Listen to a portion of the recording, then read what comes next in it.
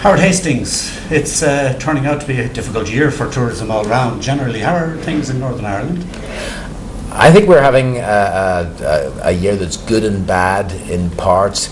Like the South, we're suffering a loss of conference business and a loss of corporate business. We're suffering a loss of overseas business from American and European and Great British markets. Although it has to be said that in the North we were never as exposed to North American business as the South was in the first place, and so the loss is possibly less acutely felt. On the upside, we're seeing strong domestic leisure business from the North, and then also on top of that a large increase in Republic of Ireland business coming up to visit us, which is slightly a new phenomenon for us, and is giving what I would call a little bit of a soft landing to our economy, although we're not without our challenges.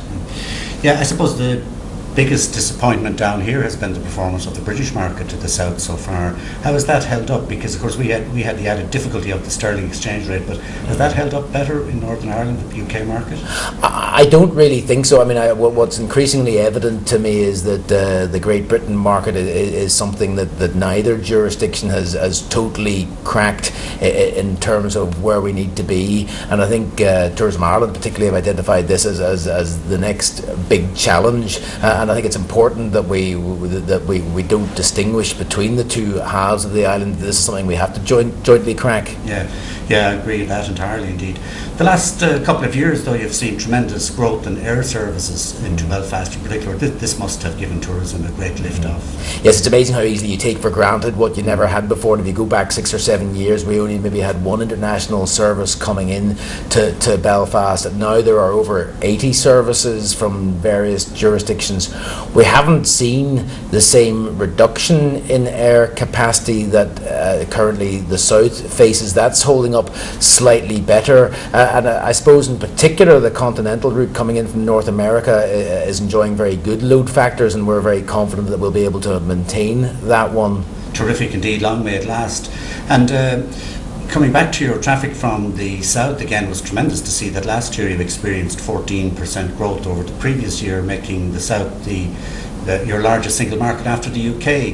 And you've moved your tourist office in Dublin recently, the Northern Ireland Tourist Board. How's that going? Yes, no, we're delighted. Only just made the move, but our lease was up in Nassau Street, and I hadn't realised it's a decision that predates my involvement, but our footfall there was very low given the location, and so we're moving from somewhere that had an annual footfall of 15,000 visitors to be in with Frank at Dublin Tourism, and he enjoys 1 million visitors a year, so it can't do anything but good for the Northern Ireland Tourist Board. We're excited about that. I hope Frank is excited to have us as his tenant, as we are to be in with him in Suffolk Street. Oh, indeed he is, and I think it will be very successful for you, and I hope it will be.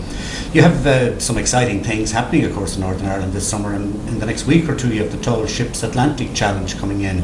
That's going to be a tremendous spectacle. Do you think tourism needs more events of this nature? Yes, I mean, I think it's becoming increasingly the case that just to sell the destination on its own is insufficient. We need to sell what you do when you get here, and increasingly events-led tourism is proving that we can deliver visitors to particular places when we promote things like that. You can see how earlier on in the year Galway's season was given a real shot in the arm by the arrival of the Volvo Ocean race, and similarly we have these toll ships coming on the 14th of August. We're looking forward to it very much indeed. We had them in 1991, and I think there were 2 or 3 of the kind of big ones then. There's about a dozen this time, and I think it's going to be an incredibly popular attraction. Oh yeah, a spectacular event, something we can all look forward to. And finally, Howard, you and your family not only survived, but in fact you managed to prosper during times that were, I would argue, more difficult indeed, particularly in Northern Ireland. What advice would you have for people all over the island this year who are experiencing a tough 2009 and just keeping their businesses going in the hope that the markets will start to lift soon? Yeah, I think there's no magic wand. I think it's maybe over the last few years, sometimes business came more easily than we would have expected, and you kind of get used to that. And I think this is going to real focus on the knitting, on looking after the margins, the percentages, looking after the customer, getting out there, marketing hard, selling hard, all the things that are just about basic hotel keeping and doing it well and keeping your nerve.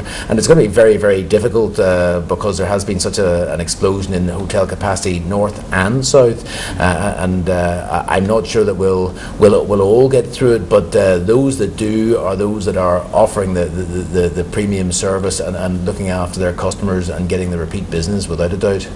Very good advice, Howard. Thank you for talking to us.